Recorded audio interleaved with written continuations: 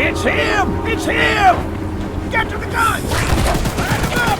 Line him up! There's a serious lack of horror games with demonic spider trains, but luckily, Choo-Choo Charles is here to fill that void.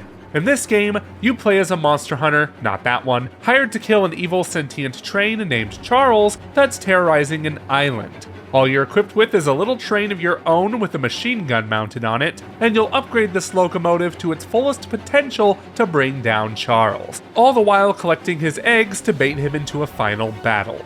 Yes, it's a wacky premise that took the internet by storm when it was announced last year, but does the game do more to be worthwhile than simply offer a concept as outrageous as a monster spider train thing?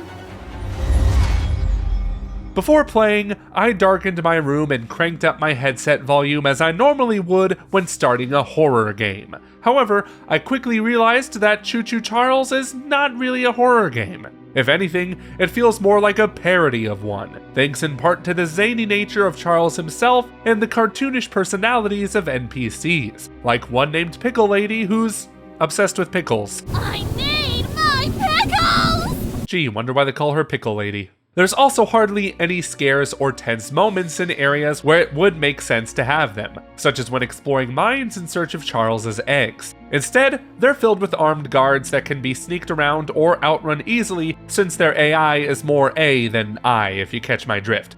This leaves Charles himself, who roams the island and can be run into at any time. The music that plays when he's nearby is bone-chilling.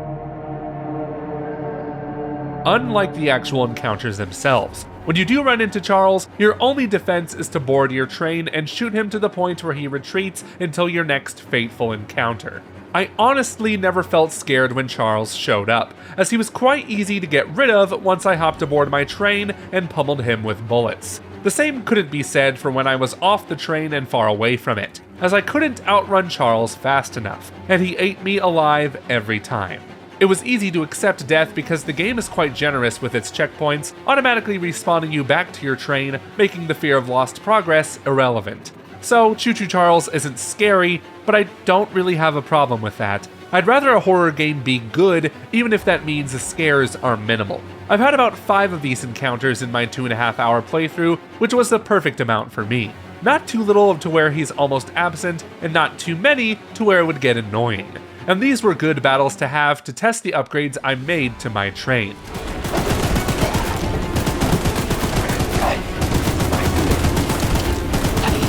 Listen, I'm a sucker for games where you level up your character to their fullest potential, and that's exactly what you do to your train in Choo-Choo Charles. Without it, you're nothing, as it takes you all around the open world and is your only defense against Charles and the armed guards protecting his eggs. It's controlled by 3 switches that propel it forward, backward, and bring it to a stop.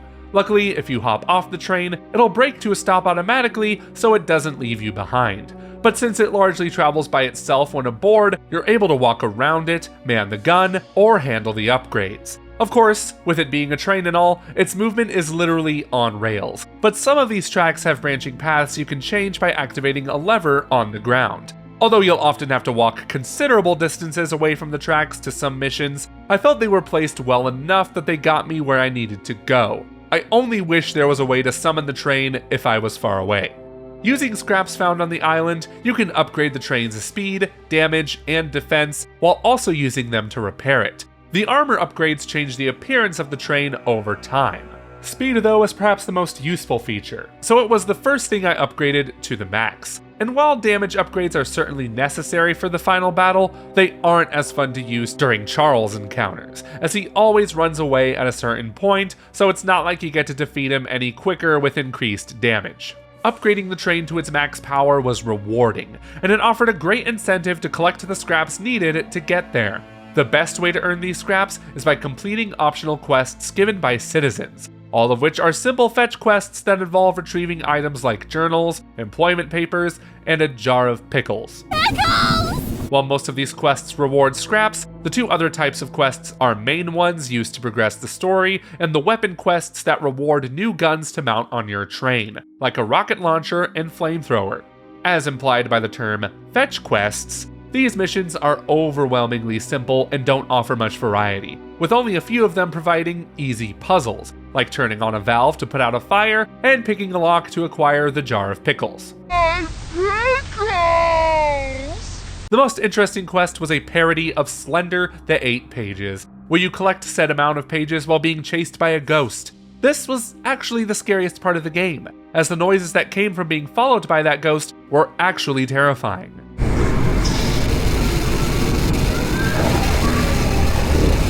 It's a shame that the rest of the quests weren't nearly as intriguing as this one. Still, I completed them all as there weren't that many of them and they made the final battle more manageable, because even if your train is fully upgraded, you'll still need those scraps to repair it.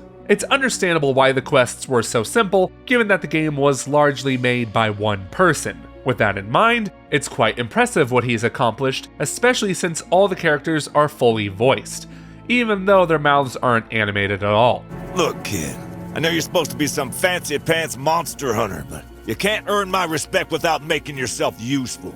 That said, don't expect any three-dimensional characters or in-depth story, as these NPCs are meant to help you find the tools to take down Charles. Though none of these silly chaps made me laugh out loud, they're still quite endearing, and I was never annoyed by any of them, even Pickle Lady. As for the graphics, the game uses Unreal Engine 4, and aside from dead-looking NPCs, it looks fine. It ran well on my RTX 3070, and I don't see why it wouldn't run well on most PCs. I have to give massive props for the map screen, as it seemingly displays the entire island in-game, with environmental effects and water ripples present. The detail is more apparent when you zoom in to the max. Oh, look at those water ripples, man, beautiful!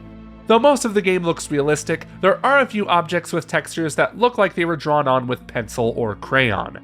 Even this scene of a dying man looks like a drawing of a torn-up bloody shirt. It's an interesting creative choice, but it clashes with the realistic nature of the environments. It's a weird inclusion, and it probably would have been preferable to just commit to one style. I completed Choo-Choo Charles in just over 2 hours, which is a good length for this type of game. One that I'd describe as simple, easy, and formulaic, with a lot of fetch quests that would get tiring if the game were much longer. And when the game ends, it really ends. There's no post-game, no new modes, and no incentive to play it again. I even got all but one of the achievements that required collecting all 11 paint cans that change the color of the train. So, if you're in the mood for an amusing, short, open-world game that you'll play once and probably never again, then Choo-Choo Charles might be your cup of tea. And I liked it for what it is. It satisfies the side of me that likes games where you upgrade your character, or in this case train, to its max potential. And though it is a much simpler version of that, it doesn't overstay its welcome. If you plan on picking up Choo-Choo Charles, let us know in the comments below. Thanks for watching, and until next time, bye.